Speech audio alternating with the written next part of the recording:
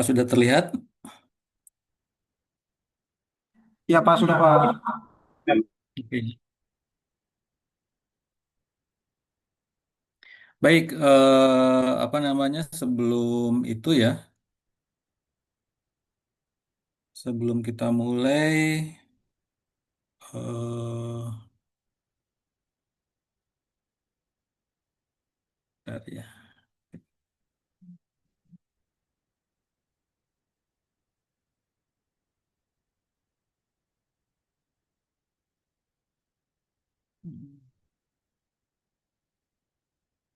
Ya, sebelum apa kita mulai, tadi saya juga sudah apa cek ya di apa di email ada beberapa yang sudah memasukkan tugas kedua ya, seperti itu. Jadi silakan yang lain ya, yang apa yang belum memasukkan begitu, memasukkan tugas dua, silakan bisa di apa bisa dimasukkan tugasnya seperti itu ya. Kemudian juga ada beberapa tugas satu ya yang apa yang agak terlambat 1 hari gitu ya seperti itu. Ntar saya kalau tidak bisa mengakses ini ya. Oh, ini kali. Ya, saya nggak lagi tidak bisa mengakses.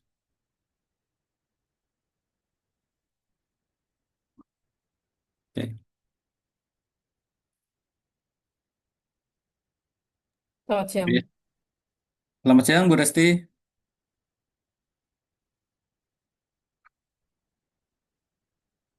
Ya, baik kita baru baru mau mulai nih Bu Resti. Iya Pak, tadi saya loading masuk ke Ya. breakout room, Pak. Oh iya, tadi saya juga kelihatan Bu Resti ada di situ. Saya sempat sempat masuk ke sini, ya, Pak, mau ke breakout room, kemudian terlempar lagi ke apa ke Main room. utamanya begitu ya, seperti Iya itu. Pak. Baik ya, kita akan apa? Kita akan lanjutkan materi kuliah kita, gitu ya. Jadi di pertemuan sebelumnya kita sudah membahas tentang gelombang satu dimensi ya, baik itu gelombang transversal ya melalui penurunan rumus dari gelombang tali begitu ya, walaupun kemudian kita lanjutkan dengan gelombang yang longitudinal begitu ya, yang kita kasih topiknya gelombang elastik begitu ya, seperti itu. Oke, nah sekarang kita akan masuk ke gelombang seismik begitu ya.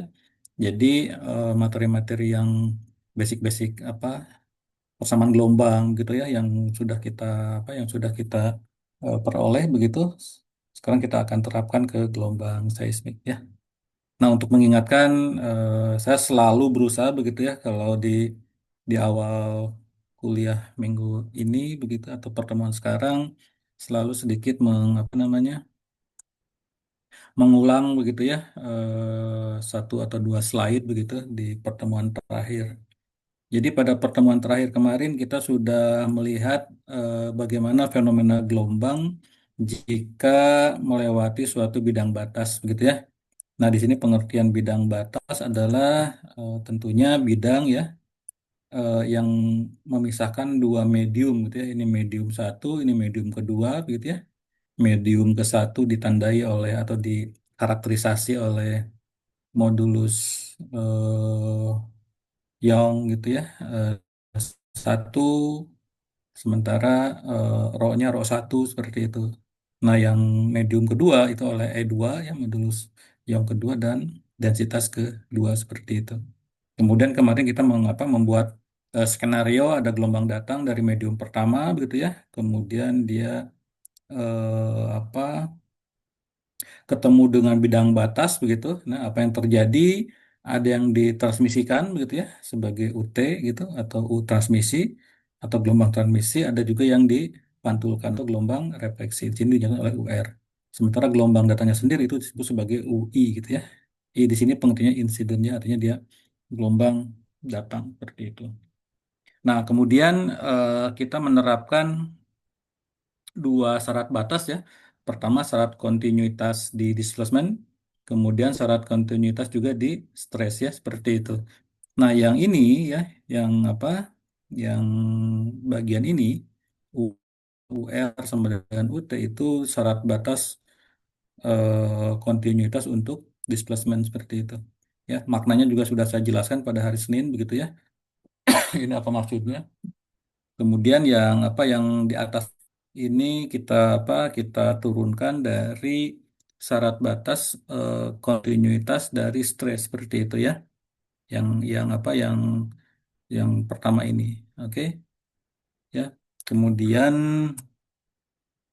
mungkin saya perlu nah di sini saya kehabisan ini nih, colokan USB-nya nih udah kepake semua nih. Hmm. Oke lah ya mungkin tidak ya. Jadi apa namanya? Dari dua persamaan ini yang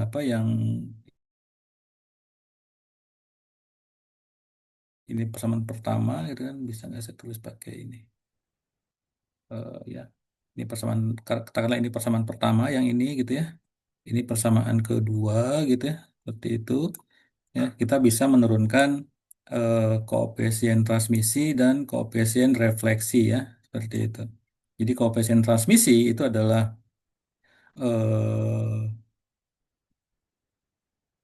UT atau gelombang transmisi dibagi dengan gelombang datang, yaitu disebut sebagai koefisien transmisi. Sementara koefisien refleksi adalah gelombang refleksi dibagi dengan gelombang gelombang datang, seperti itu ya. Itu disebut sebagai koefisien transmisi dan refleksi. Nah, rumusnya seperti ini. Dari mana datangnya? Dari proses substitusi atau eliminasi dari persamaan satu dan dua ya. Jadi perlu 2 rho 1 dikalikan dengan C1 dibagi dengan rho 1 C1 tambah rho 2 C2 begitu kan? Ya, ini diperoleh dari substitusi atau eliminasi yang persamaan di atas seperti itu. Nah, kalau kita menggunakan definisi impedansi ya, yang tidak lain adalah Z sama dengan rho dikalikan dengan C atau densitas atau rapat massa dikalikan dengan kecepatan gelombangnya, begitu itu adalah definisi dari impedansi ya. Maka kita bisa tuliskan dalam bentuk impedansi seperti ini. Untuk transmisi sama dengan eh, 2 dikali dengan impedansi satu ya, artinya C1 Z1 adalah C1 dikurangi C1 dikalikan dengan rho 1 ya dibagi dengan Z1 ditambah Z2. Z2 tentunya adalah rho 2 dikalikan dengan C2. Itu untuk yang transmisi, untuk yang refleksinya adalah Z1 dikurangi Z2 dibagi dengan Z1 ditambah dengan Z2 seperti itu. Ya. Jadi kalau kita punya data eh, misalnya C1 berapa, rho 1 berapa begitu ya, maka kita dengan mudah bisa menghitung Z1. Demikian juga dengan Z2 ya dari C2 dan rho 2 seperti itu. Oke ya. Nah, ini maknanya apa ya? Makna makna apa? Koefisien transmisi dan koefisien refleksi itu apa maknanya? Saya ulang lagi begitu ya. Jadi koefisien transmisi adalah menggambarkan seberapa porsi energi yang diteruskan ke medium kedua begitu ya. Sementara koefisien refleksi dia menggambarkan seberapa besar energi yang dikembalikan lagi ke medium satu sebagai gelombang refleksi seperti itu. Begitu ya maknanya. Nah, kemudian kalau ini kita aplikasikan ke aspek geofisika begitu ya. Misalnya kita punya data lubang bor begitu seperti ini ya. Oke. Kemudian misalnya kan tentu kalau kita ya tentu kita bisa melihat pola perlapisan dari batuan ya, mulai dari permukaan sampai dengan di ke bawah sana seperti itu. Misalnya ada selang-seling antara jenis batuan begitu ya. Ini misalnya jenis batuan yang pertama yang dikasih warna kuning gitu kan, ini yang abu-abu jenis batuan kedua ya, yang biru ketiga, yang coklat ini keempat ya, ada selang-seling dari jenis batuan seperti itu di tiap lapisannya. Ini misal lapisan pertama kita lihat misalnya kalau punya rho 1 dan eh, apa ada rho 1 dan C1 maka kita bisa menghitung akustik impedance. Sebagai contoh misalnya apa namanya garis merah itu adalah garis apa namanya garis garis garis nolnya begitu ya, yang merah itu. Maka kalau dia ke kiri artinya dia kan negatif gitu kan. Maka C1 sama C2-nya besaran mana? Z2-nya besaran mana nih? Kita lihat lagi ya di sini apa rumusnya. Oke, jadi kalau koefisien refleksi begitu kan dia negatif, berarti Z1 lebih kecil daripada Z2 seperti itu ya. Karena kalau ini dikalikan atau ini dikurangkan begitu ya, ini bilangan kecil dikurangi bilangan besar tentu dia akan negatif ya. Jadi kalau di sini ya, kalau di sini kita lihat dia ke kiri artinya dia negatif, berarti impedansi di keduanya itu lebih kecil dibandingkan dengan impedansi pertama seperti itu. Nah, sebaliknya ya karena ini juga kalau ini dari kuning ke abu-abu begitu ya. Di sini abu-abu ke kuning ya kebaliknya dia harus positif karena pasti jet duanya lebih besar dari jet satu. Jadi dia positif ya seperti itu. Demikian juga balik lagi nih ketemu lagi yang kuning sama yang atau batuan apa batuan yang di wakili oleh warna kuning, ketemu lagi abu-abu, ya dia negatif lagi seperti itu ya. Nah sekarang ketemu abu-abu, ketemu yang biru, begitu kan. Ini saya agak lupa apa namanya jenis-jenis apa simbol-simbol batuan begitu ya. Tapi kalau kita lihat dari apa dari impedansinya ya kita dengan mudah bisa melihat bahwa ini sebetulnya yang biru itu impedansinya lebih besar daripada yang abu-abu. Jadi dia positif gitu kan seperti itu. Dan seterusnya ya dan seterusnya. Ya, jadi dari kalau kita punya hasil coring begitu ya, kita bisa menghitung akustik impedance-nya. Oke, nah dari akustik impedance kita bisa apa? Bisa transformasi atau bisa kita rubah menjadi koefisien refleksi seperti itu ya. Jadi yang ke eh, apa kolom yang ketiga ini dia koefisien refleksi. Nah, di sini ada Z1, ada Z2, maka dengan mudah kita bisa menghitung koefisien refleksinya. Bagaimana caranya? Ya caranya eh, oh, sorry, saya mungkin skillnya salah ini ya. Sorry, sorry, sorry, sorry. Jadi akustik impedans tadi gitu kan, akustik impedans tadi ini lebih terkait dengan nilai ρ1 dan C1 ya. Jadi ini tidak terkait dengan perbandingan seperti itu, sorry ya. Ada yang salah. Jadi misalnya ini nilai Z1 di sini ya, ini nilai Z2, Z3, Z4 dan seterusnya begitu ya yang sudah saya jelaskan di minggu kemarin. Nah, baru ketika menghitung koefisien refleksi atau R gitu kan, kita melihat perbandingan antara impedans di satu lapisan dengan impedans yang lainnya seperti itu ya. Seperti ini misalnya ini negatif gitu ya. Ini positif, negatif ya. Ini selang-seling antara apa koefisien refleksinya. Oke, ya. Jadi misalnya kalau ada gelombang ya, kalau kita misalnya ada gelombang yang menjalar yang digambarkan oleh impuls ini ya. Ini input hanya impuls seperti itu. Jadi kalau bayangkan gelombang datang ke apa namanya ke pola koefisien refleksi yang seperti ini begitu ya, maka kita akan mendapatkan pola yang seperti ini. Ya, seperti itu. Jadi ini seismic trace itu menggambarkan kira-kira kalau kita mengukur seismik di di pola geologi yang seperti ini, maka kita akan mendapatkan seismic trace yang seperti atau rekaman seismik yang seperti ini, begitu ya. Oke, itu yang untuk kasus pertama. Yang kedua, kalau misalnya kan ini ada suatu perlapisan selang-seling juga, misalnya kan ada batu pasir, ada gas, ada air, batu pasir lagi seperti itu ya. Maka juga akan mendapatkan pola akustik impedans yang bervariasi ya, seperti itu. Ini misalnya untuk lapisan pasirnya, ini untuk gasnya, ini untuk airnya gitu kan, ini untuk pasirnya lagi seperti itu. Oke ya, itu adalah akustik impedance-nya. Nanti polaritas nanti tergantung dari ada yang ya ini nantilah ini pembahasan ini nanti saya tidak akan bahas di sini ya. Nanti eh, Anda akan mendapatkan bahasan kenapa kok polaritasnya seperti itu lebih dekat ke pembahasan di metode seismik ya nantinya seperti itu. Ya, tapi sekarang yang harus kita pahami itu adalah bagaimana impedansi dari suatu batuan begitu ya akan mempengaruhi koefisien refleksi dan transmisinya seperti itu. Oke, nah sekarang kita akan apa bahasan hari ini adalah tentang gelombang seismik begitu ya. Jadi ini adalah gambaran bagaimana ketika terjadi gempa begitu ya. Ini misalnya ada gempa ini di pusatnya di sini begitu kan. Kemudian ketika terjadi gempa dia akan merilis energi elastik begitu ya. Energi yang tersimpan di dalam bumi akibat adanya gaya tektonik begitu. Ada interaksi antara apa lempeng-lempeng di situ begitu kan. Sehingga ketika akumulasinya sudah melebihi sifat apa elastisitas dari bumi begitu kan ya atau di tempat itu maka akan dirilis ya akan dirilis sebagai gelombang gempa ya ini digambarkan sebagai lingkaran-lingkaran ya bentuk gelombangnya begitu ya ini pusatnya tentunya di tengahnya seperti itu.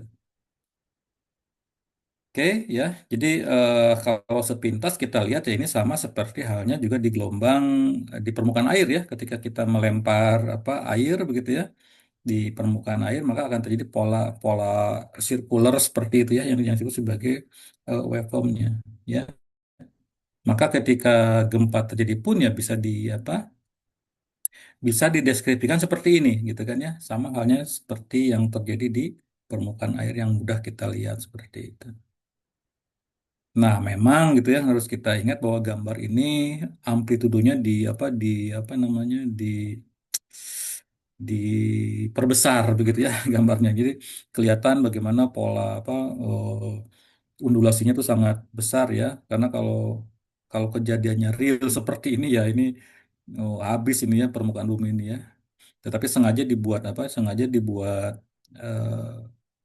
besar begitu ya getaran apa amplitudonya supaya pola gelombangnya terlihat ya. Pada banyak kejadian gempa tentu kita tidak bisa melihat pola seperti ini ya kenyataannya seperti itu. Nah, ini kalau kita lihat bagaimana gempa saat gempa terjadi kita melihatnya di atas permukaan buminya seperti itu. Nah, bagaimana kalau kita melihatnya di interior buminya seperti itu ya? Maka kalau apa kalau kita melihat secara apa di dalam buminya, maka polanya seperti gambar yang sebelah ini gitu ya. Misalnya ada gempa di sini nih ya, gempanya di sini begitu, maka pola-pola apa pola dari perambatan gelombang gempa itu bisa digambarkan oleh adanya variasi warna yang seperti ini. Begitu ya. Jadi ini cara melihat bagaimana ketika gempa dilihat di atas bumi, kalau ini di interior bumi, jadi di apa di kedalaman bumi seperti itu. Ya. Nah, ini kita lihat misalnya Pak, kenapa kok tidak tidak lingkaran gitu kan seperti ini? Karena kita lihat bahwa bumi itu berlapis-lapis ya. Ada lapisan mantel, ada di atasnya lapisan kerak, ada lapisan mantel, ada lapisan inti seperti itu di mana masing-masing setiap apa masing-masing lapisan itu dia punya punya kecepatan seismik yang bervariasi ya sehingga ada pola misalnya ini melingkarnya hanya sampai di sini begitu kan kemudian dilanjutkan di sini ya lanjut sampai dengan ada gelombang-gelombang yang di atasnya seperti itu. Oke ya tapi overall begitu kan yang terjadi di interior bumi pun walaupun tentu kita tidak bisa melihat secara langsung seperti itu maka eh, yang terjadi sebetulnya sama halnya ketika kita melihat riak gelombang ketika apa kita eksperimen di eh, permukaan sungai seperti itu. Ya, oke, ini adalah gambaran bagaimana ketika gempa bumi terjadi baik secara apa namanya di permukaannya maupun di interiornya seperti itu. Nah, ini yang disebut sebagai gelombang seismik seperti itu. Ya. Oh, kalau gitu selesai nih pembahasan gelombang seismik begitu ya. Ya, tentu lagi-lagi karena ini kita apa lebih ke arah teori gelombangnya begitu, maka kita akan lebih apa ya, kita akan lebih membahas tentang aspek teorinya begitu kan, ya. Tidak tidak dalam misalnya gelombang seismik dibagi dua, ada gelombang, ada body wave, ada surface wave gitu ya. Body wave terdiri dari ada P wave, S wave seperti itu. Sementara surface wave ada gelombang low dan gelombang rally. Gelombang low, eh, gelombang P sifatnya ini, gelombang apa, gelombang S begini-begini ya. Jadi bukan bukan apa, bukan sisi aspek hafalannya seperti itu, tapi kita akan menggali lebih dalam gitu ya. Kenapa kok gelombang P? bersifat longitudinal, kenapa gelombang es dia transversal ya. Kita akan menggali ke arah situ secara aspek fisikanya seperti itu. Nah, untuk melihat apa aspek persamaan gelombang seismik ya, artinya si karakter dari gelombang seismik, maka kita harus bermulai dari persamaan gelombang seismik seperti itu. Ya, sama halnya ketika kita ingin mengkaji bagaimana gelombang tali atau gelombang longitudinal dalam suatu material begitu kan ya, kita harus melihat bagaimana nih persamaan gelombangnya seperti itu ya. Demikian juga kalau kita ingin mengkaji persamaan gelombang seismik, maka kita harus bermula dari persamaan gelombangnya dulu begitu ya, sebelum nanti kita bisa mencari solusinya seperti itu. Nah, bagaimana cara menurunkan persamaan gelombang seismik? Ya, ini bermula dari pengertian stres dan strain yang sudah kita bahas di 2 minggu yang lalu ya, seperti itu. Atau yang kita ulang lagi di minggu kemarin seperti itu. Ya, jadi strain atau regangan itu atau deformasi ya perubahan bentuk itu merupakan respon benda ketika diberikan gaya atau stres seperti itu. Jadi bayangkan bumi begitu ya yang diam ya tiba-tiba dia apa ada gempa begitu kan seperti itu ya. Maka gempa itulah yang merupakan apa ya gaya ya yang mengganggu posisi stabil dari bumi tadi seperti itu begitu ya. Oke, dalam bentuk stres begitu ya. Nah, apa namanya?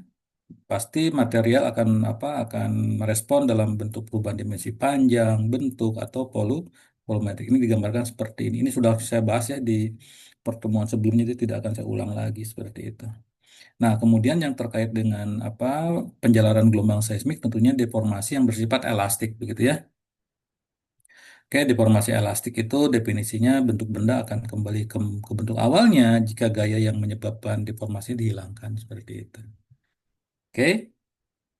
Seperti itu. Nah, tentu ini definisi tentang persamaan Hooke begitu ya, penting ya, mulai dari F sama dengan KX gitu ya. Kemudian kita perluas menjadi stress dan strain begitu ya. Jadi tahu itu adalah stres ya. Oke, tahu itu adalah stres atau tegangan. Di sini epsilon itu adalah regangan ya atau strain seperti itu dihubungkan oleh suatu konstanta elastik atau modulus elastik seperti itu. Nah, untuk melihat penjalanan gelombang secara utuh, maka kita sekarang membawanya ke aspek 3 dimensi, begitu kan ya? Melihat karena bumi itu bersifat volumetrik ya, seperti itu, maka kita melihat bagaimana pola-pola stres yang bekerja pada suatu benda yang volumetrik seperti ini. Dx1, Dx2, Dx3 ya, ini adalah panjang kubus ini pada arah X itu kan. Ya, X2 ini adalah panjang eh, kubus ini pada sumbu X2 atau Y gitu kan. Jadi X1 itu adalah X, X2 itu adalah Y, X3 itu adalah Y ya. Z, sorry. Seperti itu. Nah, kemungkinan kemudian begitu kita kita gambarkan bahwa ada stres ya yang bekerja atau ada vektor yang vektor gaya yang bekerja pada benda ini seperti apa permukaan ini nih. Kita sebut sebagai Tx1 ya. Ada juga benda yang ada juga gaya yang bekerja pada permukaan yang di sebelahnya. Kita sebut sebagai T min X1. Kenapa? Karena arahnya X positif ke sini, negatif ke sini seperti itu. Ya. Nah, demikian juga untuk benda untuk yang di permukaan ini gitu ya. Ada yang bekerja ke sini, ada yang di bawahnya seperti itu dan seterusnya ya. Jadi karena kubus itu ada berapa permukaan? Ada 8 permukaan, sorry 6 permukaan begitu ya. Maka juga akan ada gaya yang bekerja pada 6 permukaan kubus itu. Ya, bisa dibayangkan. Ya, misalnya ada yang di sebelah sini gitu ya. Oke. Nah, kira-kira kalau di sini kan TX1 ya, yang ke sebelah sini T min X1, di sini kira-kira T apa nih? Kalau gitu. Ada yang bisa ngira-ngira nggak dari ini? X2 atau X3 nih kira-kira kalau ke sini.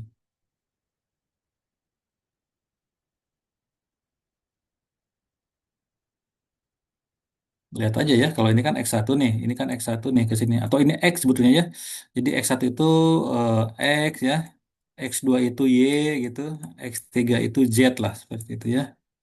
Karena di beberapa buku ada yang pakai X, Y, Z, ya, ada yang pakai X1, X2, X3 seperti itu ya.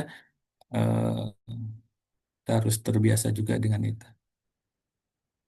Ini X3 ya, karena dia kan bekerja pada yang ini. Demikian juga yang di bawahnya gitu ya, yang di bawahnya seperti itu. Nah, yang ke sini pasti X, X2 seperti itu. Ya, jadi bisa dibayangkan bahwa balok ini gitu kan dipengaruhi oleh gaya-gaya yang bekerja pada permukaannya seperti itu. Nah, untuk lebih memudahkannya seperti ini ya, untuk melihat memudahkan gambar tadi, bayangkan kita punya benda seperti ini ya, bayangkan kita punya benda seperti ini. Kira-kira kalau melihat bentuknya seperti apa nih, bentuk seperti ini nih, bola apa bendanya seperti apa nih? Kalau misalnya diasosiasikan dengan apa dengan buah-buahan ini apa nih? Mangga, Pak. Mangga ya, oke mangga boleh, apalagi pepaya gitu kan. Mangga, pepaya, apalagi ya, mungkin yang bentuk seperti ini itu yang sayur-sayuran misalnya kentang gitu ya. Ya, jadi misalkan ada suatu benda begitu kan yang bentuknya seperti ini ya. Nah, kemudian kita lihat ya, kemudian kita lihat kita lihat elemennya gitu. Jadi yang kotak ini, yang kubus ini adalah bagian kecil dari benda itu atau dari buah-buahan tadi atau dari apa namanya sayuran tadi, kentang misalnya kan. Jadi itu irisan kentang dibuat kotak seperti itu, ya. Nah, bayangkan kalau misalnya eh, benda ini dipengaruhi oleh gaya-gaya yang kita tekan dari misalnya kentang lah gitu ya. Kalau kita tekan dari permukaannya, maka kira-kira apa yang terjadi pada volume ini? Kita sebut sebagai elemen volume ya. Sama juga kan, pasti dia juga akan mengalami tekanan seperti itu, akan mengalami stres gitu ya, seperti itu. Jadi kalau misalnya ya, ini kita kasih gaya-gaya di sini gitu kan ya, ya tentu tadi kita bilangnya kentang atau pepaya atau mangga seperti itu. Tapi kalau dalam eh, aspek geofisikaan ya tentu ini gayanya gaya gaya tektonik ya. Bayangkan ini ada suatu wilayah begitu kan yang dipengaruhi oleh gaya-gaya tektonik ya. Tentu semua bagian di wilayah itu akan juga terpengaruh oleh gaya tersebut seperti itu, yang disebut sebagai mengalami stres. Nah, kemudian supaya lebih mudah kita mengkuantifikasi perubahannya gitu. Kubus yang kotak ini kita kita ambil gitu ya, kita ambil kemudian kita pindahkan ke suatu koordinat seperti ini. Ya, oke, terbayang ya. Jadi kita ada suatu benda, kemudian kita ambil elemennya berbentuk kubus, kemudian kubus itu kita kita alihkan ke dalam atau kita simpan di koordinat ya seperti ini. Oke. Nah, koordinatnya lagi-lagi di sini untuk X ya, koordinat X, koordinat Y ya, kemudian Z ya, aksis sumbu X, sumbu Y, sumbu Z.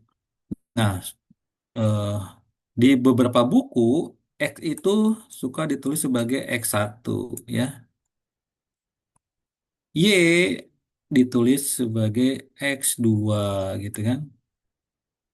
Z ditulis sebagai X3 ya, seperti itu. Oke ya, jadi supaya kita terbiasa dengan apa namanya perbedaan penulisan aksis gitu, tapi tujuannya yang penting tujuannya kita paham seperti itu. Nah, kemudian kubus itu tentu punya dimensi, punya ukuran gitu ya. Misalnya ukuran panjangnya berapa, lebarnya berapa, tingginya berapa kan ya, itu punya ukuran. Nah, ukuran ini kita sebut ke arah X1 atau ke arah sumbu X kita sebut ukurannya dx1 ya misalnya 0,1 cm misalnya kan. Nah, ini ukuran ke arah Y atau ke arah sumbu X2 itu adalah dx. Sementara ke arah sumbu Z itu seperti ya. saya membahas ini kan ini seperti tipikal atau kebiasaan gitu kita belajar di science, belajar di engineering begitu kan untuk apa untuk mempelajari suatu sistem gitu atau kita ingin mempelajari suatu keadaan begitu kan. Maka biasanya kita memang mempelajari dulu bagian kecilnya. Ingat ya waktu kita belajar gelombang tali kan, kita tidak langsung keseluruhan tali kita analisis kan, tapi kita ambil dulu segmen tali ya. Se segmen tali kita ambil dulu, kemudian setelah itu kita dapat, ini kita aplikasikan ke keseluruhan tali seperti itu. Oke ya, ini disebut sebagai elemen volume gitu kan, ya disebut elemen volume volume seperti itu.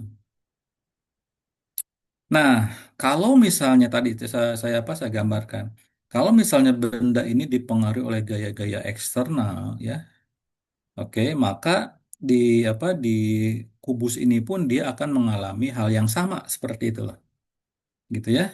Sebagai contoh misalnya kan, pasti ada yang vektor yang bekerja pada permukaan ini, gitu kan, seperti itu. Karena ada 6 permukaan ya, ada pasti yang bekerja pada permukaan yang ini. Ada permukaan yang ini dan seterusnya seperti itu. Dan ya kon apa aturannya ya atau konsepsinya atau konsensusnya begitu ya. Maka cara menamakan permukaan itu adalah kita lihat permukaan ini tegak lurus pada bidang apa? Pada sumbu yang mana gitu. Sebagai contoh misalnya kita lihat ya permukaan yang ini nih ya. Kita lihat permukaan yang ini. Jadi supaya tidak terbalik-balik kan kita harus menamakan permukaan gitu kan. Sebagai contoh misalnya ini permukaan ini nih. Ya, kita lihat permukaan ini. Maka lihat permukaan ini tegak lurus dengan sumbu yang mana ini? Sumbu X kah, sumbu Y kah, sumbu Z kah? Permukaan ini. Sumbu X kan, ya. Jadi permukaan ini gitu ya, permukaan yang ini itu dia mengarah ke sumbu X seperti itu. Nah, untuk untuk itu gitu kan maka permukaan ini disebutnya sebagai permukaan X1 gitu atau X ya seperti itu. Bisa dipahami ya karena kan permukaan itu kan baliknya ke arah tertentu begitu kan. Jadi kita harus memberikan perbedaan ya. Nah, yang ini misalnya yang ini berarti apa nih kalau yang ini nih? Dia permukaan ini tegak lurus pada sumbu apa nih? Y kan, ya, maka disebut sebagai permukaan Y2 seperti itu. Sorry, X2 atau Y ya, seperti itu. Ya, jadi menamai permukaan itu kita lihat permukaan itu tegak lurus dengan sumbu apa gitu ya, seperti itu. Ya, mudah-mudahan bisa dipahami seperti itu. Kita hapus dulu ya semuanya supaya jadi mudah. Oke. Nah, jadi skemanya seperti ini nih yang akan kita analisis seperti itu. Jadi bagaimana kubus ini dia akan terjadi pergeseran atau terjadi fenomena gelombang begitu ya. Seperti itu. Nah, sebagai contoh misalnya kan ya, sebagai contoh penamanya seperti ini nih ya. Jadi harus dinamakan karena kan dia kan pasti nih dia mengalami tekanan gitu ya, maka mengalami stres gitu ya. Nah, di masing-masing permukaannya seperti itu. Nah, cara penamanya seperti ini ya, coba. Ini harus ini nih. Misalnya kita lihat permukaan yang tegak lurus pada sumbu X, yaitu permukaan yang ini dan permukaan yang belakangnya. Nah, saya ingin memastikan dulu ya, eh, bisa dipahami nggak yang saya tunjukkan bisa terlihat nggak? Saya menunjukkan permukaan yang mana nih? Saya ingin memastikan dulu, karena ini kan online, jadi saya harus memastikan. Anda melihat nggak bahwa saya menunjuk ke permukaan yang mana? Terlihat nggak yang ini nih? Terlihat, Pak. Terlihat ya? Oke. Nah, maka stres yang bekerja pada permukaan itu, gitu kan, kita kasih indeks ya supaya tidak tidak tertukar nih, gitu kan. Cara cara ngasih indeksnya gini. Kan tadi stres kita pakai pakai tau ya, pakai tau. Kita lihat yang ini dulu. Untuk stres yang berarah ke arah sini, kita sebut sebagai tau 11. Apa nih artinya tau 11?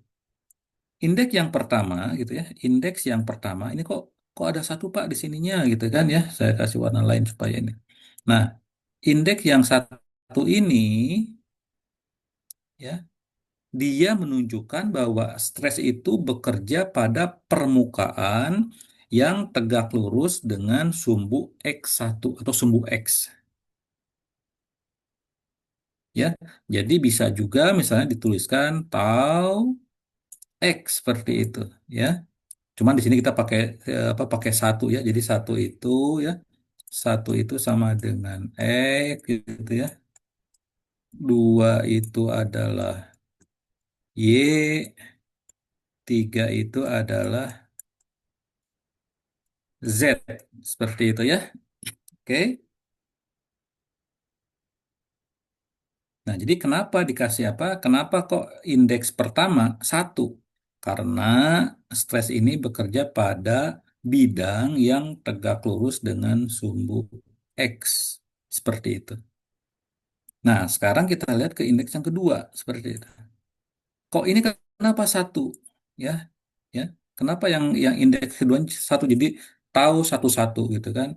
Nah, yang indeks kedua itu menunjukkan kemana arah dari stres ini. Dan kita lihat ya, stres ini mengarah ke sumbu X atau ke sumbu X1 tadi. Makanya disebut sebagai tau 11 atau tau XX gitu ya. Seperti itu. Oke, bisa dipahami nggak apa kenapa seperti ini? Bisa ya? Bisa, Pak. Oke, good. Bisa, Pak. Kalau begitu saya ingin menguji dulu ya. Kalau tau YZ. Nah, apa artinya nih, tau YZ? Stres yang bekerja pada bidang yang tegak lurus sumbu sumbu X, Pak. Y dong. Ini kan Y nih. Jadi stres yang bekerja pada bidang yang tegak lurus sumbu Y dengan arah Z seperti itu. Atau ini kalau di simbol pakai 1 2 ini adalah tau 2 3. Mana tau 2 3 kita lihat ya. Kita lihat tau 2 3. Nah, ini. Yang ini nih, tau 2 3 atau tau Y Z ya. Kita lihat karena apa eh stres ini dia bekerja pada bidang ini nih, bekerja pada bidang ini. Nah, bidang ini tentunya tegak lurus pada sumbu Y kan. Sementara arah dari stres ini adalah ke arah 3 seperti ke arah sumbu Z ya atau 3 seperti itu. Oke, begitu ya. Jadi apa bagi yang sudah bisa apa namanya menangkap apa artinya indeks pertama, indeks kedua begitu ya. Bagus. Kalau yang belum coba di apa sambil disimak ya, direnungkan lagi begitu. Karena ini penting karena ini akan terkait dengan nanti gerak gelombangnya kemana gitu kan ya. Apakah ke arah sumbu X atau ke sumbu satu, apakah ke sumbu Y atau sumbu 2 atau sumbu Z, sumbu 3 seperti itu ya. Seperti itu. Nah, oke ya. Jadi ini adalah gambaran bagaimana komponen-komponen stres yang bekerja pada masing-masing masing-masing permukaan kok jadi stations ya. Sama masing-masing permukaan elemen volumetatik seperti itu. Ya, karena terus terang waktu saya apa belajar ini dulu ya seperti sama ya seperti Anda semua ya, seperti adik semua seperti itu. Saya juga berpikir ini apa gitu kan ya artinya seperti itu ya. Kemudian saya cari tahu, saya coba pahami begitu kan. Oh ternyata seperti itu gitu. Ya. Nah, Sehingga ya kan awalnya hubungan antara stres dan strain kan awalnya di hukum Hooke kan tau sama dengan E ya atau modulus Young dikalikan dengan stres kan hanya seperti ini. Kenapa kita menuliskan seperti ini? Karena kita hanya berhadapan dengan eh, satu dimensi. Jadi berubahnya itu adalah dalam satu dimensi. Nah, sekarang sementara kan benda yang kita pelajari adalah benda tiga dimensi seperti itu, ya. Sehingga tidak cukup hanya menuliskan tau dan strain, begitu kan ya? Tidak cukup hanya menuliskan tau dan epsilon atau stress dan strain saja tanpa indeks. Nah, sekarang harus diberikan indeks. Kenapa? Karena berbeda gitu kan. Jadi kita harus menunjukkan bahwa stres ini bekerja pada permukaan yang mana gitu kan seperti itu. Ya, demikian juga dengan epsilonnya ya. Nah, kalau stresnya seperti itu gitu kan dia punya arah, maka kan strainnya juga harus punya arah sama begitu ya, seperti itu. Demikian juga dengan modulus Youngnya ya. Modulus Youngnya kan awalnya E saja nih seperti itu kan. Ya, nah sekarang modulus Youngnya juga harus berbentuk seperti ini. Ya, dan saya yakin pasti apa pada tahapan ini gitu biasanya begitu ya mahasiswa mulai berpikir nih, wah kok ruwet seperti ini gitu ya, ya kok kenapa ruwet seperti ini ya, kenapa rumus hukum Hooke begitu kan atau hubungan antara stres dan strain yang awalnya adalah hanya seperti ini begitu kan ya kok jadi robot eh, ada indeksnya jadi seperti ini ada yang indeksnya dua gitu kan ada indeksnya dua yang misalnya stress dan strain indeksnya dua sementara koefisien elastiknya itu sekarang apa indeksnya jadi empat seperti itu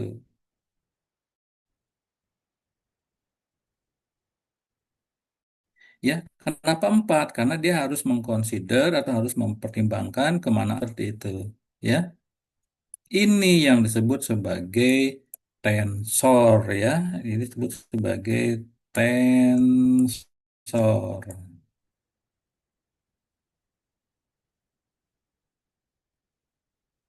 ya.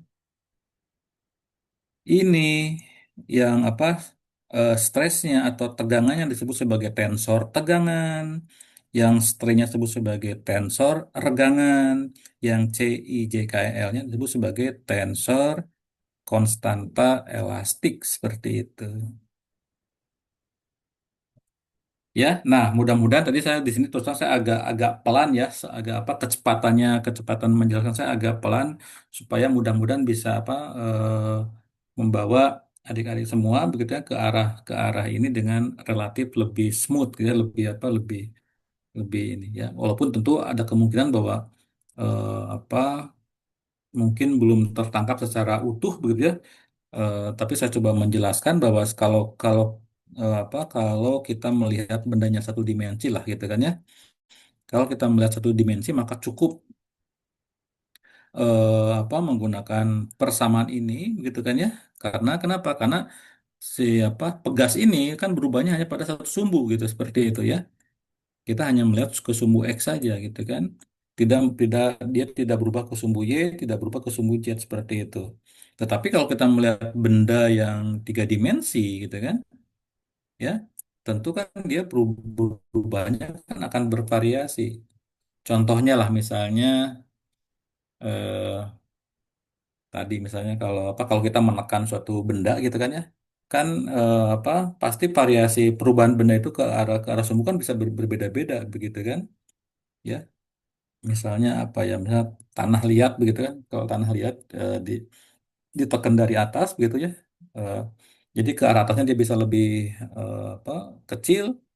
Sementara variasi ke arah X dan Y-nya kan juga bisa bervariasi seperti itu.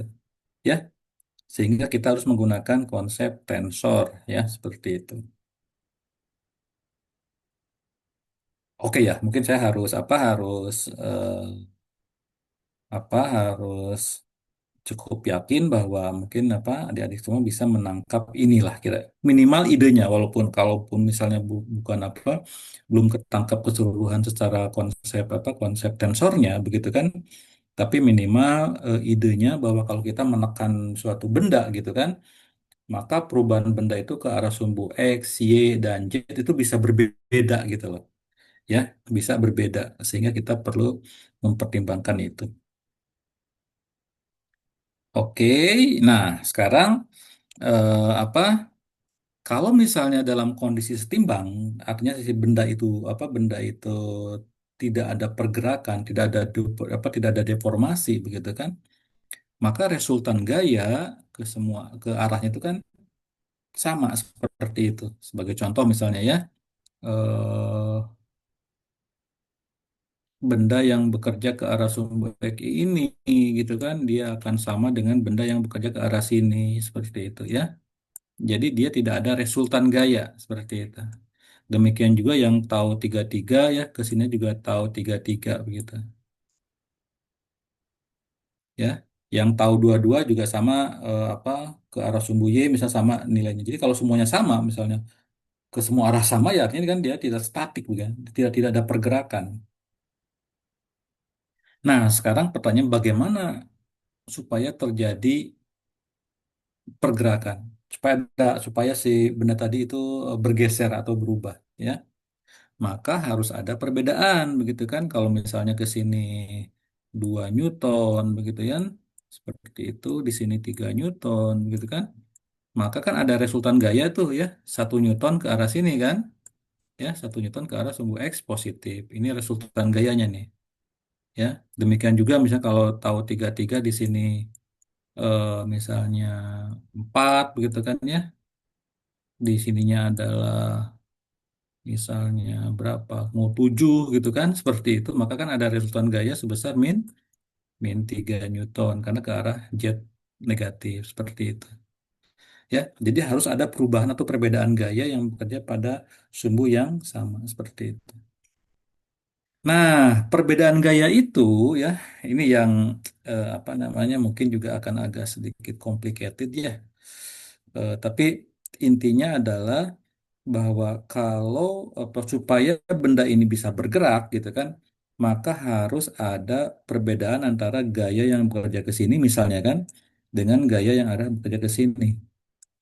Kalau misalnya yang ke arah ini kita sebut sebagai tau satu, maka yang ke arah sini disebut sebagai tau satu ditambah dengan ini juga saya nih apa memang kok kenapa Pak rumusnya seperti ini ya? Kalau pertanyaan seperti itu memang pertanyaannya agak apa? Sorry, jawabannya harus sangat matematis begitu ya. Tapi untuk mempermudahnya, anggap saja sekarang itu bahwa yang bagian ininya gitu itu adalah kelebihan gaya lah gitu ya. Artinya eh, supaya terjadi pergerakan tadi seperti itu. Ya, misal tadi ini misalnya gini supaya gampangnya mungkin. Misalnya ini yang ke sini 5 ton gitu. Ini kesannya itu Newton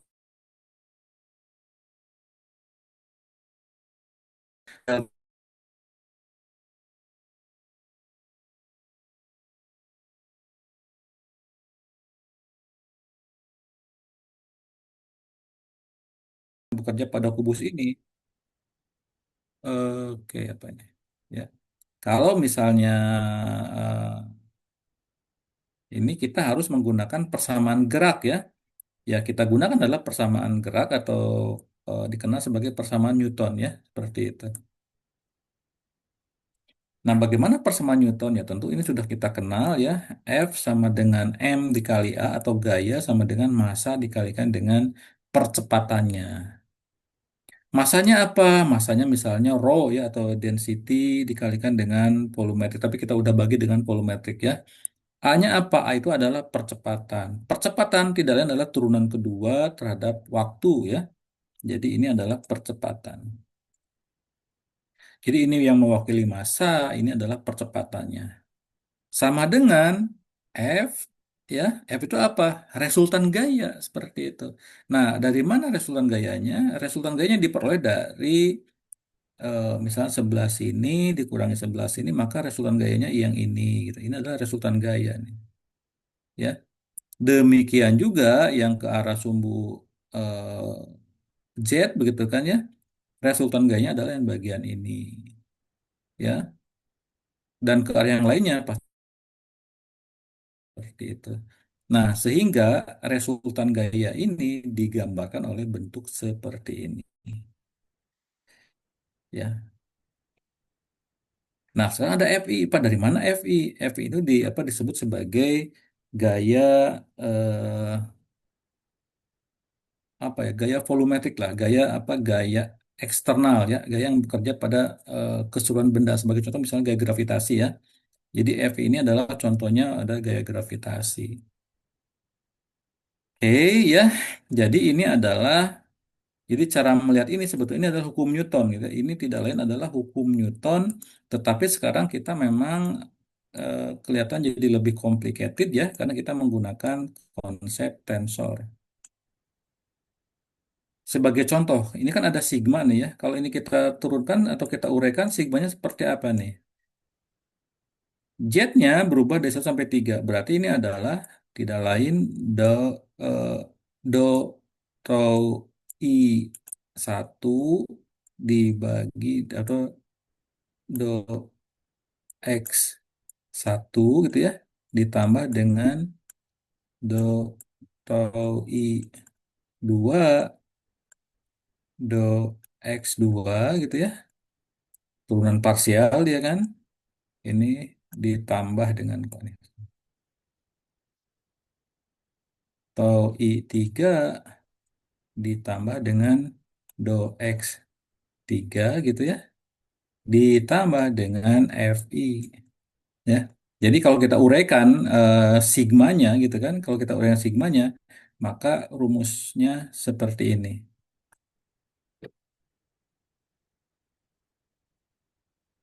Oke ya, jadi ini adalah persamaan Newton yang kita terapkan pada suatu volume apa elemen kubus kecil gitu ya, yang dipengaruhi oleh gaya-gaya di bekerja pada permukaannya seperti itu.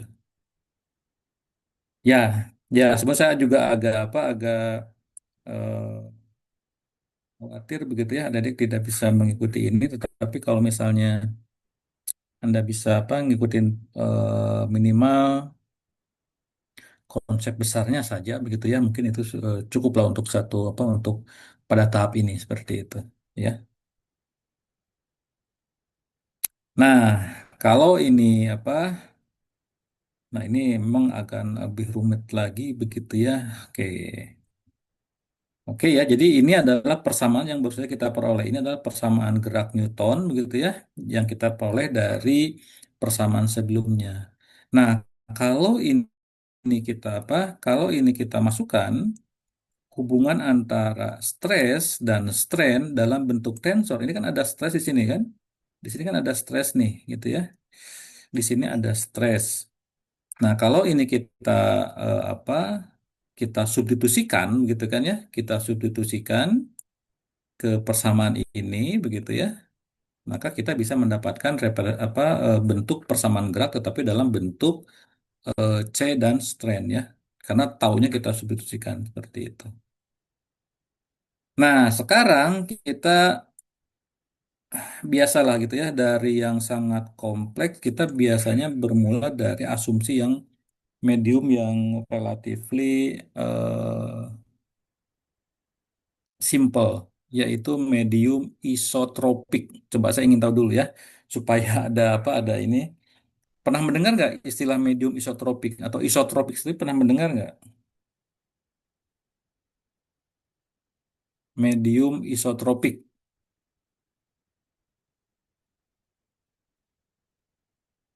Kalau penjelasan homogen sudah mengenal nggak homogen? Pernah mendengar istilah homogen tidak?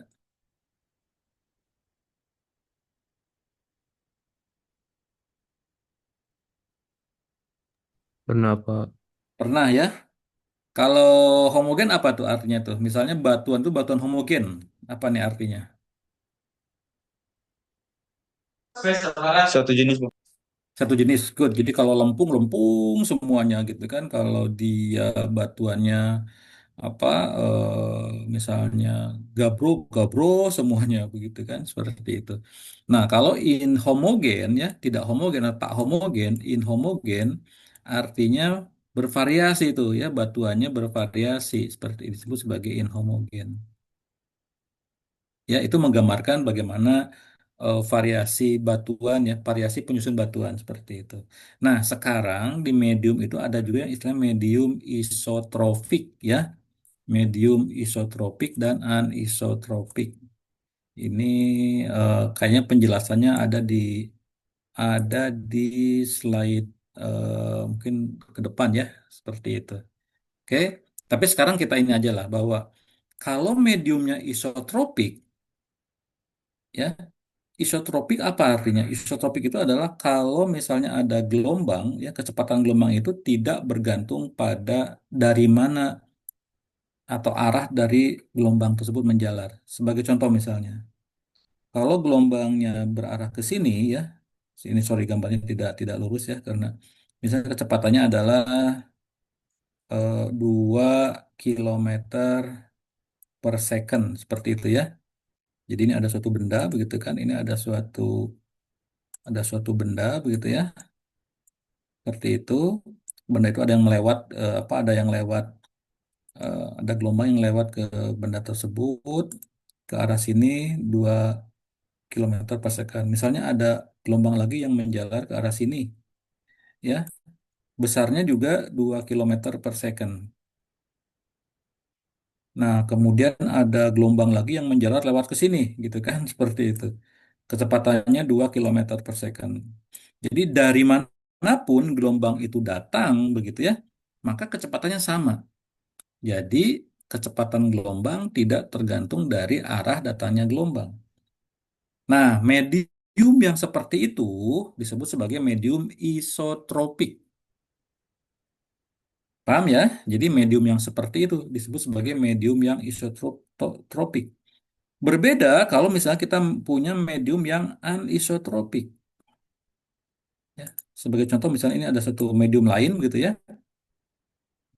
Nah, ketika ada gelombang gitu kan, ada gelombang yang datang dari arah sini ya. Ini kecepatannya misalnya 2 kilometer per second ya. Nah, tetapi kalau gelombangnya ke sini, kok dia jadi 2,5 kilometer per second gitu kan? Seperti itu. Ke arah sini beda lagi. Ternyata kok gelombangnya menjadi 3 misalnya 3 kilometer per second gitu kan. Nah, artinya kecepatan gelombang dia tergantung dari arah dari mana datangnya gelombang itu seperti itu. Nah, medium yang seperti ini ya disebut medium anisotropik atau tidak isotropik. Paham ya? Mungkin kalau kalau dijelaskan seperti itu, mudah-mudahan paham apa artinya medium isotropik dan medium anisotropik. Nah, sekarang kita akan membahas medium yang isotropik, gitu ya. Oke, kita akan fokus kepada medium yang isotropik. Nah, untuk medium isotropik, begitu kan, maka pernyataan koefisien elastiknya itu bisa dinyatakan oleh persamaan seperti ini. Ya, di mana delta IJ dikenal dengan delta Kronecker ya. Oke, delta IJ itu akan bernilai 1 jika I sama dengan J. Delta IJ itu akan bernilai 0 jika I tidak sama dengan J. Sebagai contoh misalnya kalau delta 22, nah kan dia sama kan ya, IJ-nya sama nih 2. Itu sama dengan 1. Tapi kalau delta 13 gitu kan ya, kan beda tuh ya. I sama J-nya beda, I-nya 1, J-nya 3, ini 0 gitu. Jadi hanya itu aja Pak, indeks saja seperti itu. Oke, kalau begitu gimana nih? Kalau delta 32 gimana nih? Hasilnya berapa kalau begitu? Nol, Pak. nol ya. Jadi itu hanya indexing ya. Nah, kalau bendanya itu medium disebut sebagai medium isotropik, maka rumus dari koefisien elastiknya jadi seperti ini. Ya, jadi seperti ini nih. CIJKL sama dengan lambda dikali dengan delta IJ dikali dengan delta KL mu delta IK delta JL ditambah dengan delta IL delta JK seperti itu. Ya, kelihatan rumit, betul. Tapi kalau kita paham ini maksudnya, sebetulnya ini tidak tidak rumit yang terlihat seperti itu. Nah, di sini ada lambda dan mu. Lambda dan mu dikenal sebagai konstanta Lem ya. Di teori elastisitas ada lambda di sini,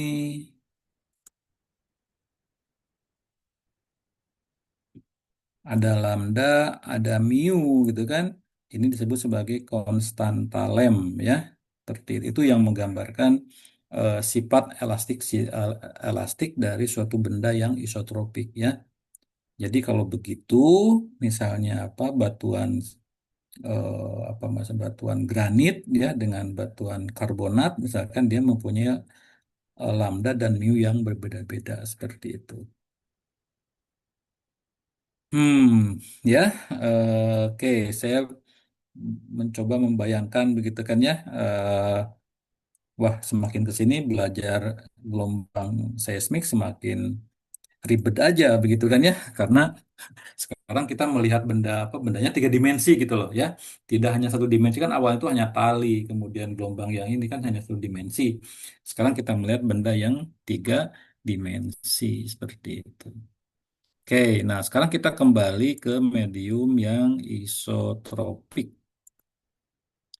Nah, kalau ini ya kita substitusikan ke sini ya, maka kita mendapatkan hubungan antara stres dan strain jadi seperti ini ya. Saya tidak akan jelaskan secara detail ya, tetapi apa namanya saya akan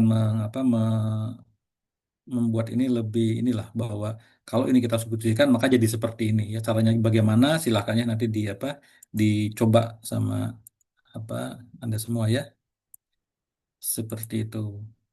Nah, kemudian kita kembali ke definisi strain gitu kan. Nah, ini ketika membahas gelombang elastik, maka kita bisa melihat hubungan antara strain ya dengan displacement ya. Dulu kita menyebutnya do U, do X kan seperti ini. Untuk yang kasus satu dimensi. Nah, tetapi untuk yang dua dimensi maka kita menuliskannya seperti ini. Oke ya, jadi urutannya gini ya, urutannya adalah kita punya ini, kemudian CIJKL, kita substitusikan ke sini, jadi persamaan bawahnya seperti itu, kemudian kita definisikan epsilon gitu kan, eh kemudian epsilon, kemudian kita kita epsilon ini kita substitusikan ke sini nih, kan ada epsilon juga nih. Kita substitusikan ke sini gitu kan. Nah, hasilnya adalah ini. Hasilnya adalah yang ini. Seperti itu. Oke. Nah, sekarang tahu IJ ini gitu kan ya. Coba perhatikan urutannya dulu ya. Tahu IJ ini atau stres ini kita substitusikan ke ini nih, ke bagian ini ya, ke bagian ini. Seperti itu. Maka kalau kita urutkan seperti itu, maka kita akan punya persamaan seperti ini.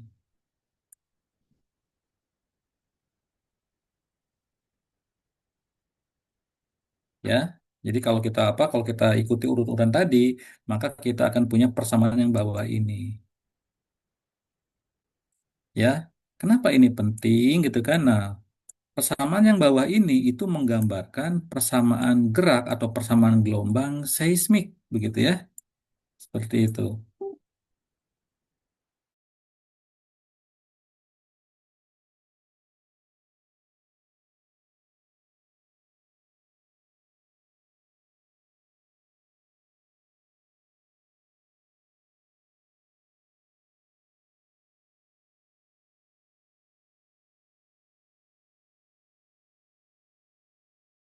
Ada tunggu sebentar ya, sepertinya Pak Teddy keluar.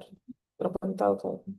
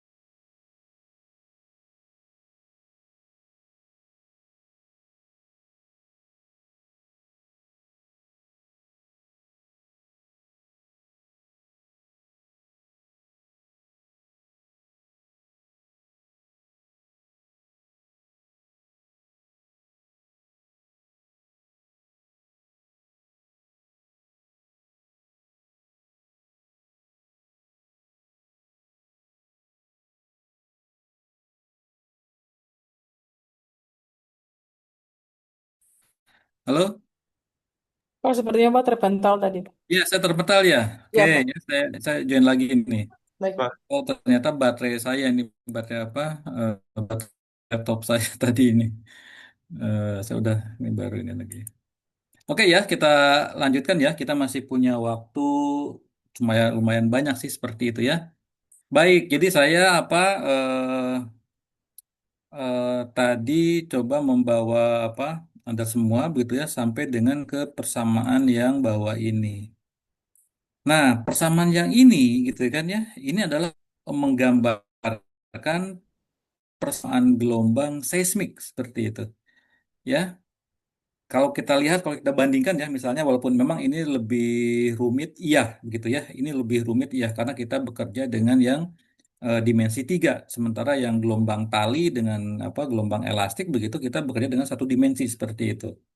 Ya, sekarang kita bekerja dengan apa? Kita melihat benda yang tiga dimensi. Jadi punya ke arah sumbu X, ke arah sumbu Y, ke arah sumbu Z seperti itu, begitu ya.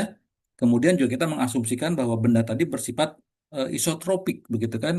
Medium isotropik, ya, supaya mensimplifikasi apa namanya problemnya. Karena kalau untuk yang anisotropik, berarti eh, gelombang arah ke sini dengan gelombang arah ke sana bisa berbeda apa kecepatannya seperti itu. Sementara kalau gelombang isotropik atau manapun arah gelombang itu datang, maka kecepatannya sama seperti itu. Oke ya, nah jadi ini adalah persamaan gelombang yang kita cari ya. Ini adalah persamaan gelombang seismik. Nah, mungkin eh, Anda pernah mendengar kata-kata saya begitu ya bahwa Pak, bukannya gelombang seismik itu adalah persamaan gelombang yang menghubungkan antara turunan kedua temporal dengan kedua spasial seperti itu. Nah, sementara mungkin Anda akan melihat bahwa lah ini Pak bukannya yang ini hanya turunan kedua temporal. Sementara ini kan turunan pertama spasial gitu kan. Bukankah eh, harus dua-duanya harus turunan kedua seperti itu ya? Nah, pertanyaannya muncul di jawabannya muncul di bagian ini. Karena epsilon itu gitu kan, epsilon itu tidak lain adalah do u do x gitu ya, do u do x ya, seperti itu. Jadi kalau misalnya di sini ada kita tulis yang ini ya, yang ini adalah do do x, katakanlah kita lupakan dulu apa, kita lupakan dulu indeksnya begitu kan ya, do u do x, kemudian tetanya, tetanya adalah seperti ini, tetanya adalah do u do x, kita ambil misalnya yang bagian x saja ya. Seperti itu gitu kan. Maka ini tidak lain adalah turunan kedua kan. Ini adalah turunan kedua. Ya turunan diturunkan lagi kan. Jadi ini do kuadrat U do X kuadrat. Seperti itu. Oke ya.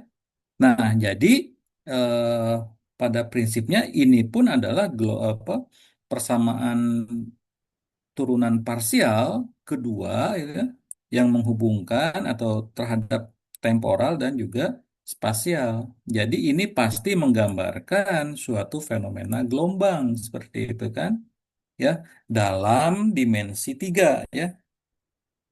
Oke, untuk gelombang seismik seperti itu ya. Jadi ini adalah persamaan gelombang seismik. Jadi kalau misalnya kita harus apa membuat apa ya kotak ya inilah kita disebut sebagai persamaan gelombang seismik lah katakan seperti itu. Ini adalah persamaan gelombang seismik seperti itu ya. Jadi tadi kalau misalnya ada apa ada penjelaran gelombang gempa misalnya kan atau kita membuat eksperimen seismik di permukaan ya untuk mencari reservoir misalnya seperti itu maka persamaan fisikanya ya seperti ini gitu ya seperti itu ya. Nah kemudian ya persamaan ini juga bisa kita apa bisa kita rubah ke bentuk yang ini ya. Jadi persamaan apa persamaan eh, fisika ini apa bisa juga dinyatakan tadi dalam seperti ini kan yang kita peroleh gitu kan ya seperti itu.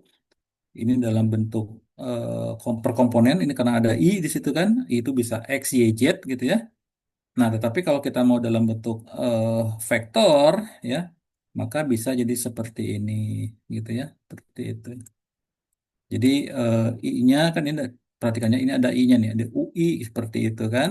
Tetapi di sini udah vektor nih, udah vektor ya, artinya U X Y Z ya, eh, sudah disatukan di situ.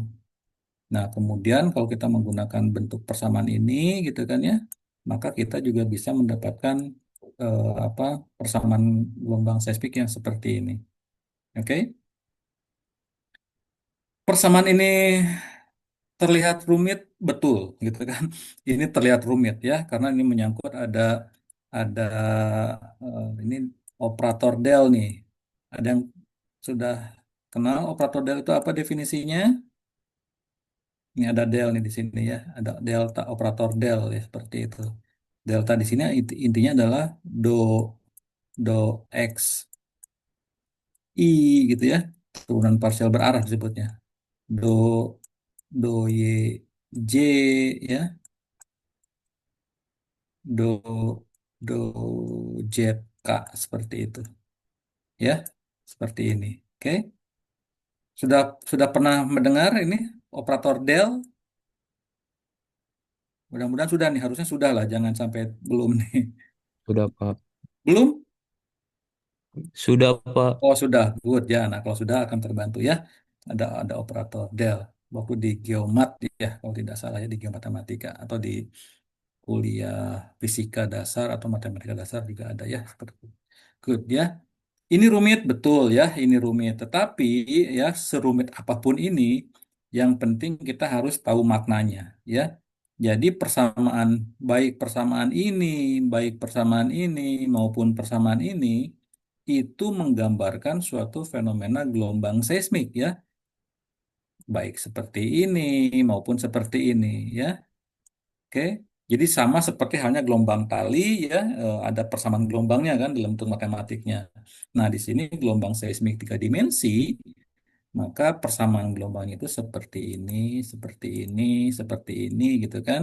Ya, tetapi serumit apapun maka di kepala kita nih gitu kan, maka kita harus melihat bahwa persamaan ini menggambarkan suatu fenomena perambatan gelombang seismik.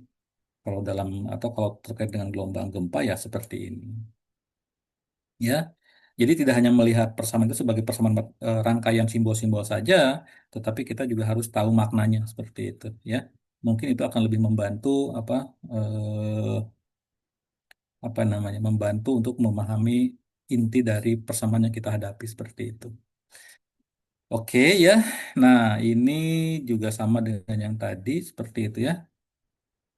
Ini juga sama. Oh, ini artinya. Oh, oke. Ya, nah sekarang kita lihat kesepasaman ini. Kan tadi ada mu ya.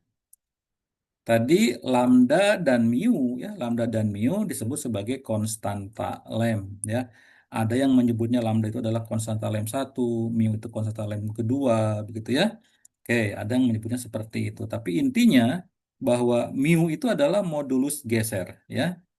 Modulus geser atau shear modulus ya. Dalam bahasa Inggrisnya itu shear modulus. Oke. Kalau lambda itu agak relatif sulit diterjemahkannya gitu. Jadi lambda itu jarang diterjemahkan sebagai modulus apa ya, cukup dengan konstanta lem saja ya untuk lambda ini nih ya. Tapi kalau untuk mu, mu itu punya makna dia modulus geser. Artinya ukuran seberapa mudah benda itu apa digeser seperti itu gitu ya, oleh gaya-gaya geser seperti itu ya. Dan masing-masing benda dia akan punya sifat modulus geser yang bervariasi. Nah, bagaimana hubungan dengan modulus Young? Ini hubungannya ya. Modulus Young begitu kan, tadi disebut sebagai E, itu bisa atau dikaitkan dengan konstanta Lem, lambda dan mu dengan rumus seperti ini. Ya, jadi kalau kita tahu lambda dan mu ya seperti itu, maka kita bisa menghitung modulus Youngnya berapa. Oke, ya, dengan memasukkan angka-angka ini ke dalam sini seperti itu. Oke, coba konstanta elastik apa yang sudah pernah kalian dengar? Modulus Young, kemudian modulus apa lagi nih? Modulus Book, pernah dengar modulus Book seperti ini? Ya, jadi ada modulus Young, pernah ya Sergio pernah dengar ya modulus Book? Kenapa? Kenapa? Pernah ya. Nah, modulus Book biasanya dinyatakan oleh angka apa huruf K ya atau kappa ya. Jadi modulus book itu biasanya disimbolkan oleh huruf K atau kappa ya seperti ini. Nah, bagaimana modulus book hubungannya dengan lambda dan mu? Maka seperti ini, gitu kan ya. Jadi kalau misalnya kita tahu lambda dan mu, maka kita bisa menghitung modulus book dengan rumus seperti ini. Demikian juga modulus Young seperti ini, ya. Kemudian ada lagi yang namanya Poisson ratio. Poisson ratio, pernah dengar Poisson ratio atau baru kali ini?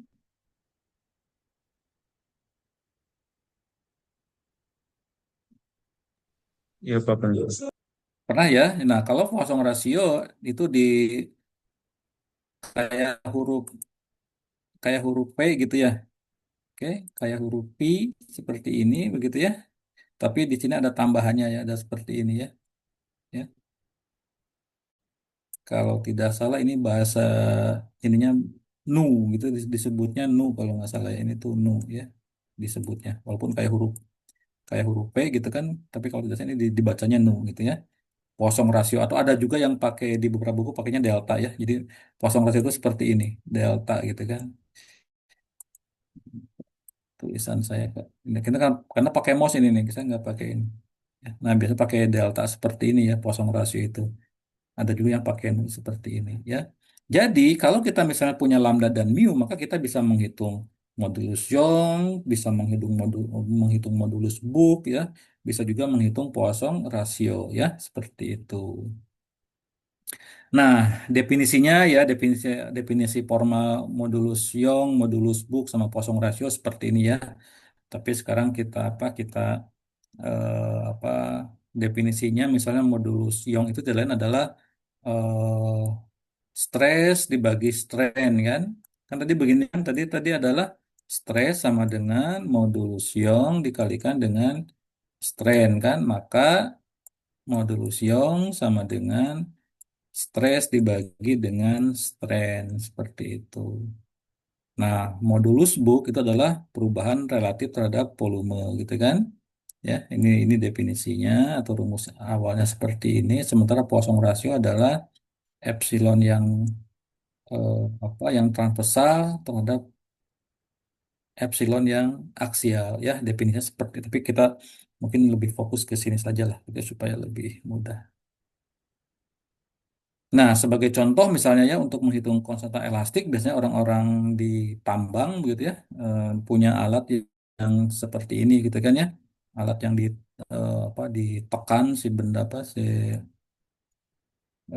sampel batuannya kita tekan gitu kan. Kemudian seberapa kekuatan dari benda tadi ya terhadap tekanan gitu sebagai contoh misalnya hasil dari pengukuran yang seperti ini gitu ya. Misalnya keluar materialnya misalnya S gitu kan. Kalau S itu modulus Youngnya atau E-nya tadi ini ya. Ini adalah E ya modulus Young. Tadi kalau shear modulus apa nih shear modulus tadi? Modulus geser, Pak. Ya mu ya tadi ya mu ya. Jadi E-nya misalnya kalau S dia 0,1 dikali 10 pangkat 6 bar ya untuk E-nya. Sementara untuk modulus shear-nya atau mu-nya ya itu 0,03 10 / 6 bar seperti itu. Satu bar adalah 10 pangkat 5 Pascal ya. Di sini satu bar adalah 10 pangkat 5 Pascal. Kemudian shell. Shell itu apa bahasa ininya? Bahasa terjemahannya, bahasa Indonesianya. Pernah dengar istilah itu batuan shell? Ya, kalau limestone pasti udah sini ya. Limestone, limestone apa terjemahannya limestone? Batu gamping.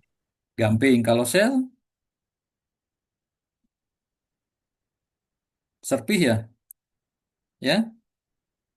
Nah, coba ya mulai apa? Basalt gitu ya. Nah, kalau kita lihat misalnya kan masing-masing batuannya misalnya sels, limestone, granit, basal, bahkan di sini ada steel ya atau baja begitu kan. Dia punya nilai modulus Young yang berbeda-beda seperti itu. Demikian juga dengan shear modulusnya begitu ya. Jadi di sini misalnya untuk limestone ya kita ambil saja misalnya 0,5 ya.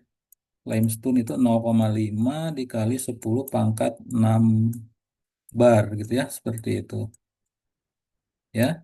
Sementara yang shear modulusnya kita ambil tengah-tengahnya berapa nih? 0,22 sampai 0,6. Tengah-tengahnya di berapa nih? 0,24 seperti itu. Ya. 10 pangkat min 6 bar seperti itu. Oke.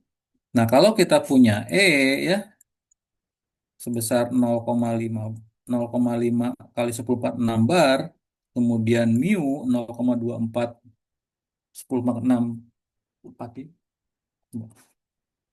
ya. Mu-nya adalah 0,24 10 pangkat 6 bar ya. Kalau saya tanyakan misalnya berapa nilai lambdanya? Coba gimana nih? 10 pangkat 6 ini 0,24 10 pangkat 6 bar juga ya. Berapa nilai lambdanya? Mana rumus yang digunakan? Yang ini kan? Ya, yang ini kan? Jadi E-nya ada gitu kan ya. Mu-nya ada, di sini mu-nya ada, di sini mu-nya ada, maka lambdanya bisa dihitung kan? Ya. Jadi dari tadi lambda sama dengan bisa dihitung tuh. Jadi konstanta elastiknya itu bisa dihitung seperti itu. Ya,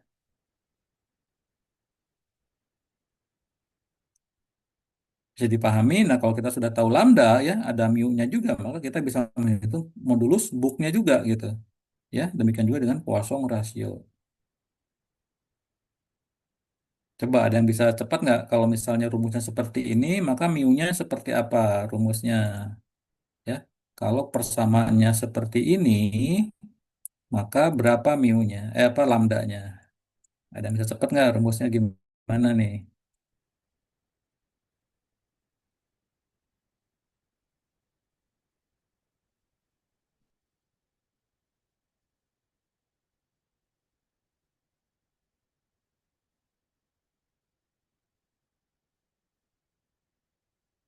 Ya, coba kalau menurut saya nanti dia akan ada eh, ini ke sini ya. Maka nanti rumusnya itu adalah 2 mu kuadrat ya dikurangi dengan 2 mu kuadrat dikurangi dengan E mu dibagi dengan berapa coba?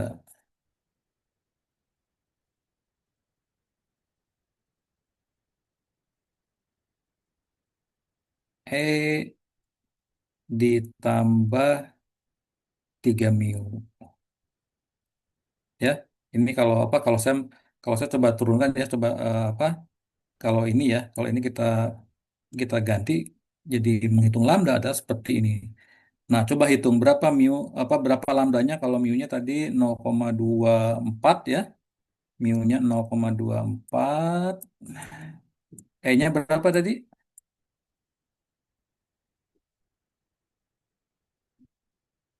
10,6 ya.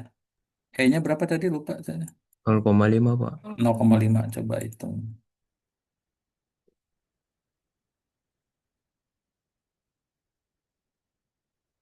Ya, ya, mudah-mudahan saya bisa konsisten di setiap kali pertemuan ada aspek teorinya, ada aspek hitungannya gitu loh maksud saya gitu ya. Ya mungkin di akhir pertemuan ini kita kita tutup dengan menghitung inilah gitu ya, dengan menghitung eh, konstanta lambda di sini ya. Karena kan konstanta lambda ada dua ya, ada mu, ada lambda ya.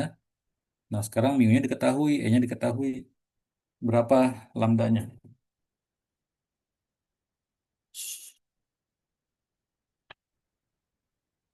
Ini ada kucing masuk ke ruangan saya. Ayo. Nah, 10 pangkat 6-nya kelihatan bisa di saling menghilangkan ya. Jadi yang ada hanya 2 kali 0,2 itu udah 0,4 dikurangi enggak hilang deh ininya. Harus ini enggak hilang, harusnya dikali 10,46 nantinya. 2 kali 0,2 dikalikan dengan ya dikurangi dengan 0, dikuadratkan. E-nya ini 0,5, mu-nya 0,2 gitu kan. Wah, teruslah seperti itu dibagi dengan gitu ya. Dan seterusnya dan seterusnya. Coba ada yang hitungan cepat nggak?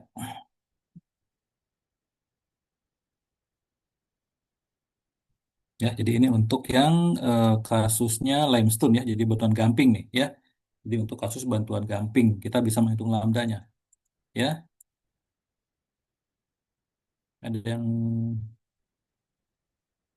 hmm, sudah bisa menghitungnya. Nah, kalau belum gitu ya, kalau belum maka eh, maka sebagai, nah ini nggak harus dikumpul ya ini ya, ini nggak harus dikumpul nih ya. Ini sebagai apa tugas di untuk minggu depan, kalian tinggal menghitung lambda untuk masih semua material ini ya. Jadi ada tambahkan kolom ini ya, kolom kolom ketiga begitu ya. Lambda untuk es, untuk shell ya, untuk limestone, granit, basal, steel seperti itu ya. Hitung lambdanya ya di kolom ketiga. Kemudian hitung kapanya ya, kemudian hitung Poisson rasionya ya, Poisson rasionya. Tadi Poisson rasio kita gunakan simbol nu ya, seperti ini. Oke, bisa dipahami? ya.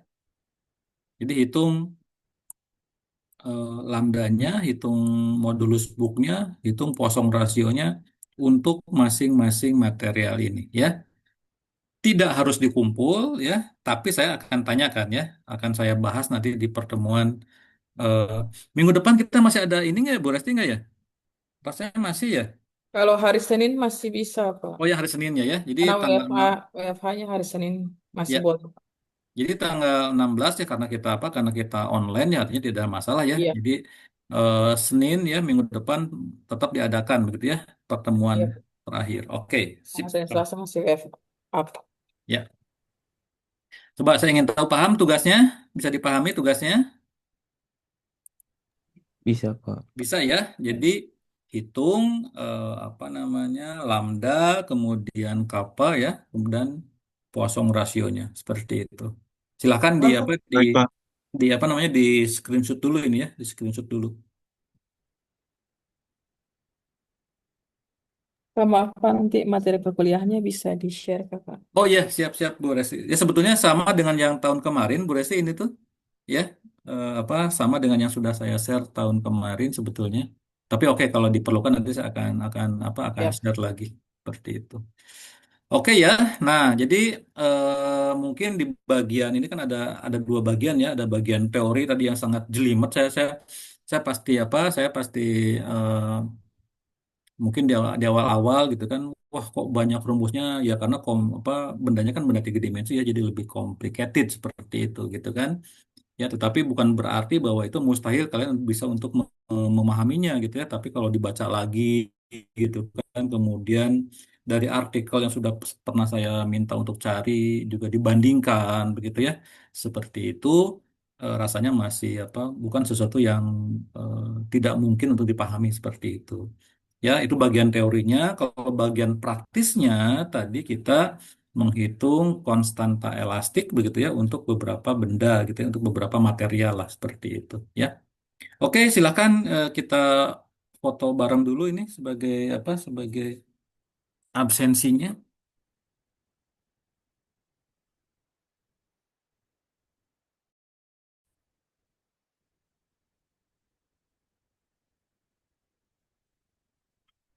Ya, saya juga ini mau ngambil. Silakan, siapa yang kasih aba-aba nih Anda biasanya? silakan.